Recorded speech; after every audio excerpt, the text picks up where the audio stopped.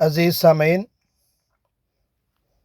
آج 1 جنوری 2025 ہے، ایک ایسا دن جو ہر سال میرے دل میں بہت سی یادوں کا طوفان لے آتا ہے۔ یہی دن تھا 1 جنوری 2020 جب ہمارے والد محترم نے اس دنیا سے کوچ کیا۔ ایک ایسا دن جو ہمارے لیے سال کے آغاز کے بجائے ایک ایسی یاد بن گیا جو دل کو جھنجھوڑ کر رکھ دیتی ہے۔ والد محترم جنہوں نے اپنی زندگی ہمارے لیے ایک روشنی کا مینار بنا دی، آج ان کی یادیں میرے ساتھ ہیں۔ ان کی محبت، شفقت اور قربانیوں کا ہر لمحہ میرے دل پر نقش ہے۔ ان کی زندگی ایک ایسی داستان تھی جسے الفاظ میں بیان کرنا شاید ممکن نہ ہو، لیکن آج میں اپنی کوشش کر رہا ہوں کہ ان کے ذکر کو اپنے دل سے نکال کر آپ سب کے ساتھ بانٹ سکوں۔ سامعین عزیز، یہ مضمون جس کا عنوان ہے میرے والد گزرے لمحے باقی یادیں، ایک عاجزانہ کوشش ہے ان لمحات کو محفوظ کرنے کی جو ہمیں ان کے ساتھ گزارنے کا شرف حاصل ہوا۔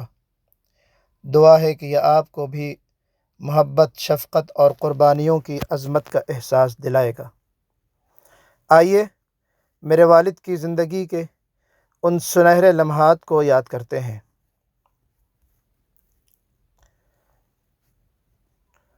مضمون کا عنوان ہے میرے والد گزرے لمحے باقی یادیں۔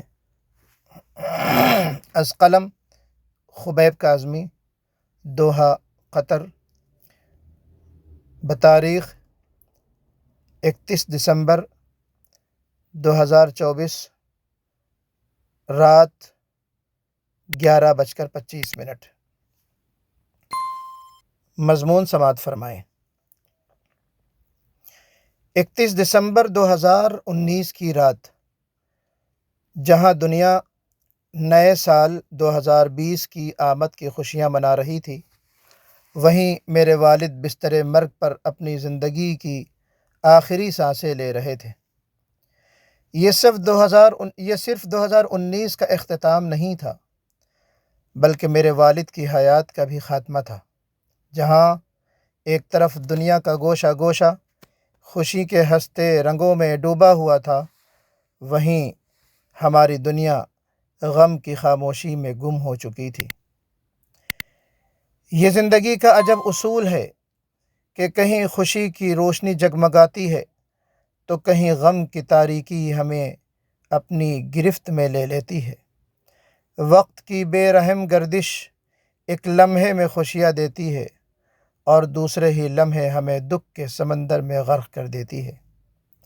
آج 5 برس گزر چکے ہیں، مگر پاپا کی یادیں، ان کا عکس اور ان کی شخصیت کا اثر میری زندگی پر ویسا ہی گہرا ہے جیسے پہلے تھا۔ میرے والد صرف ایک فرد نہیں تھے، بلکہ ہماری زندگی کی وہ بنیاد تھے جس پر سکون، محبت اور رہنمائی کی مضبوط عمارت کھڑی تھی۔ نبی اکرم صلی اللہ علیہ وسلم کا فرمان ہے، الوالد اوسط ابواب الجنہ فإن شئت فأضع ذلك الباب او احفظه۔ والد جنت کے درمیانی دروازے ہیں، اگر چاہو تو اس دروازے کی حفاظت کرو یا اسے ضائع کر دو۔ میرے لیے میرے والد وہ دروازہ تھے جو جنت کی طرف کھلتا تھا۔ ان کے جانے کے بعد یہ 5 سال ایسے گزرے جیسے انسان دھوپ میں بے سایہ چل رہا ہو، جہاں کوئی درخت نہ ہو جس کا سایہ اسے سکون اور تحفظ فراہم کر سکے۔ ان کی دعائیں، ان کی محبت اور ان کی رہنمائی میری زندگی کے سب سے قیمتی اثاثے تھے۔ ان کے جانے کے بعد یہ خلا کبھی پر نہیں ہو سکا۔ والد کا وجود زندگی میں ایک نعمت عظمیٰ کی مانند ہوتا ہے۔ وہ سایہ دار درخت کی طرح ہمارے ہر غم کو اپنے دامن میں جذب کر لیتے ہیں اور ہمیں تحفظ اور سکون عطا کرتے ہیں۔ میرے والد مرحوم بھی ایسی ہی ایک شخصیت کے مالک تھے جن کی یادیں آج بھی میرے دل و دماغ میں تازہ ہیں۔ ان کی محبت، قربانی اور شفقت بھری کہانیاں میرے لیے روشنی کے مینار کی حیثیت رکھتی ہیں۔ آئیے ایک واقعے کی طرف آپ کو لے چلتے ہیں۔ ایک ایسا واقعہ جو میری زندگی کا بہت خوبصورت لمحہ تھا۔ میں مدرسہ اسلامیہ فتح پور میں درجہ ششم کا طالب علم تھا۔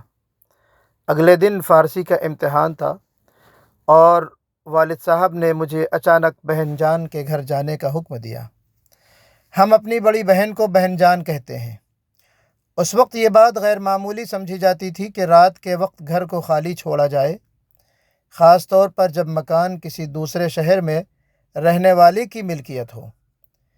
میری بہن کانپور میں رہتی تھی اور ان کے گھر کو آباد رکھنے کے لیے کوئی نہ کوئی ہر رات آ کر وہاں سوتا تھا۔ لیکن اس رات والد محترم نے کہا، چلو ہم آج تمہیں عثمان مٹھائی والے سے گجیا بھی دلواتے ہیں اور وہی سوتے ہیں۔ گجیا ایک خاص قسم کی مٹھائی تھی جسے میں بچپن میں بہت پسند کرتا تھا۔ بس پھر کیا تھا، میں نے فوراً حامی بھر لی اور گجیا کا شوق مجھے بخوشی لے گیا۔ لیکن اس وقت تک مجھے گجیا کا راز کچھ بھی معلوم نہ تھا۔ گجیا کھانے کے بعد والد صاحب نے کہا، جلدی سو جاؤ ورنہ فجر میں آنکھ نہیں کھلے گی۔ چونکہ مائل چچا کی کہانیاں پڑھے بغیر مجھے نیند نہیں آتی تھی، اس لیے والد صاحب نے مجھے اس رات جلدی سونے کے لیے کہا۔ رات کے اس قصے کا راز اس وقت کھلا جب والد مرحوم نے مجھے 2 بجے اٹھایا اور کہا، بیٹا تمہارا فارسی کا امتحان ہے، چلو میں اس کی تیاری کروا دیتا ہوں۔ میں نے فاتحانہ انداز میں کہا، پاپا کتاب تو گھر میں رکھی ہے، بس تھوڑی دیر اور سونا چاہتا ہوں۔ مگر والد صاحب نے میری آنکھوں کے سامنے کتاب رکھی اور کہا، بیٹا یہ کتاب میں ساتھ لے آیا ہوں۔ یقین جانیے وہ رات میری کامیابی کی مثال بن گئی جب امتحان میں 50 میں سے 50 نمبرات حاصل کیے۔ اس رات یاد کی ہوئی فارسی کی گردان آج تک میرے ذہن میں نقش ہے۔ جامعۃ الرشاد میں تعلیم کے دوران میں نے کھانے کی شکایات کی تو والد صاحب کا جواب ہمیشہ مختصر اور انتہائی واضح ہوتا، کھانا وہی کھانا ہے جو وہاں ملتا ہے، واپس اسی وقت آنا ہے جب حفظ مکمل ہوگا۔ ان کے الفاظ نے نہ صرف میرے عزم کو مضبوط کیا بلکہ میری ترقی کا ضامن بنے۔ والد صاحب کی شخصیت کے کئی پہلو جامعۃ الفلاح کے زمانے میں سامنے آئے۔ 1996 میں ریٹائر ہوئے تو اس وقت کے صدر مدرس استاذ گرامی مولانا عنایت اللہ اسد سبحانی اطال اللہ عمرہ نے ان کو جامعۃ الفلاح بلا لیا۔ وہ وہاں عربی سوم سے عربی ہفتم کے درجات میں پڑھاتے تھے۔ ان کا علمی ذوق اتنا بلند تھا کہ استاذ محترم مولانا عنایت اللہ اسد سبحانی نے کہا کہ آج سے میرے قلمی اور تصنیفی اثاثے آپ کے حوالے ہیں۔ میرے والد نہ صرف بہترین معلم تھے بلکہ ایک بلند پایہ مربی بھی تھے۔ جامعۃ الفلاح میں اپنے مختصر قیام کے دوران آپ نے طلبہ کی تربیت و تنظیم پر خاص توجہ دی۔ جامعۃ الفلاح میں جو لوگ ان سے ملے ہیں وہ ان کی مہمان نوازی کو آج بھی یاد کرتے ہیں۔ جو بھی ان کے کمرے آتا وہ اس کی عزت افزائی میں کوئی کمی نہ رکھتے۔ انہوں نے ہمیں سکھایا کہ مہمان نوازی صرف ایک روایت نہیں بلکہ دین کا حصہ بھی ہے۔ ایک خاص بات جو ہمیشہ میرے ذہن میں رہے گی وہ یہ ہے کہ ایک بار عربی دوم کے گرامر کے امتحان کی کاپیاں والد صاحب کے پاس چیک ہونے کے لیے آئی تھیں، مگر مجھے آخر تک پتہ نہ چل سکا کہ ہماری کاپیاں ان کے ہاتھ میں ہیں۔ وہ تالا بند بکس جس میں کاپیاں رکھی گئی تھیں نہ جانے کتنے رازوں کا امین تھا اور اس تک کسی کی رسائی ناممکن تھی۔ زندگی کے خوشگوار لمحوں میں ایک خاص لمحہ وہ بھی تھا جب والدین قطر تشریف لائے۔ پاپا مرحوم کو کتابوں سے شغف تو ہمیشہ سے تھا۔ بڑی دیر دیر تک اس کمرے میں اپنا وقت گزارتے جہاں کتابوں کی الماریاں تھیں۔ وہ اس کمرے کو لائبریری کا نام دے گئے جسے ہمارے بچے آخر تک لائبریری ہی کہتے رہے۔ قطر کے مختصر وزٹ میں بھی انہوں نے اپنی تربیت جاری رکھی، مجھے روزانہ ایک پارہ سنانے کا حکم دیا۔ میں نے پہلے دن الف لام میم یعنی پہلا پارہ سنایا اور دوسرے روز کے لیے دوسرے پارے کی تیاری کر لی، مگر پاپا کے انداز پر قربان جائیے۔ انہوں نے کہا چلو آج 15واں پارہ سناؤ۔ میں نے حیرت سے کہا آج دوسرا پارہ سنانا ہے پاپا؟ تو وہ مسکرا کر بولے وہ تو میں بتاؤں گا کہ آج کون سا پارہ سنانا ہے۔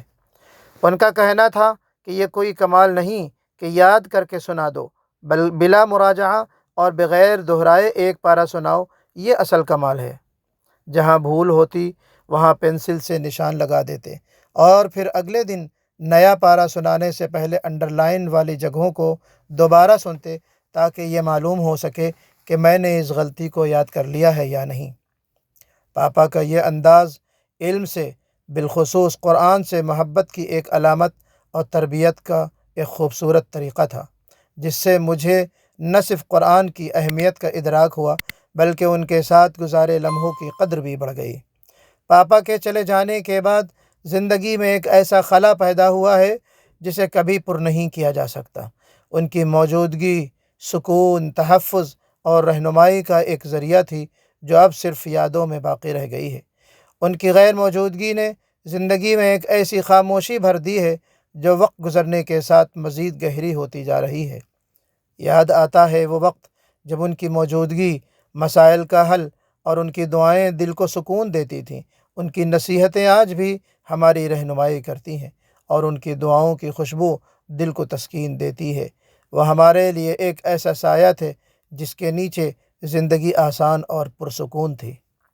مدت کے بعد خواب میں آیا تھا میرا باپ، مدت کے بعد خواب میں آیا تھا میرا باپ، اور اس نے مجھ سے اتنا کہا خوش رہا کرو۔ یہ 5 برس ایسے گزرے ہیں جیسے زندگی کے سفر میں ایک ایسا ہم سفر کھو دیا ہو جو راستہ دکھانے والا، حوصلہ دینے والا اور ہر موڑ پر ساتھ نبھانے والا تھا۔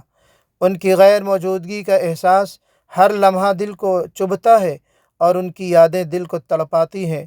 ان کی رہنمائی، مشورے اور دعاؤں کی کمی نے زندگی کی راہوں کو دھندلا کر دیا ہے۔ والد کا وجود صرف ایک فرد نہیں ہوتا بلکہ خاندان کا ستون، مشکلات کا سہارا اور زندگی کی مضبوط بنیاد ہوتا ہے۔ وہ پیڑ جس کی چھاؤں میں کٹی تھی عمر گاؤں میں، وہ پیڑ جس کی چھاؤں میں کٹی تھی عمر گاؤں میں چوم چوم تھک گیا مگر یہ دل بھرا نہیں۔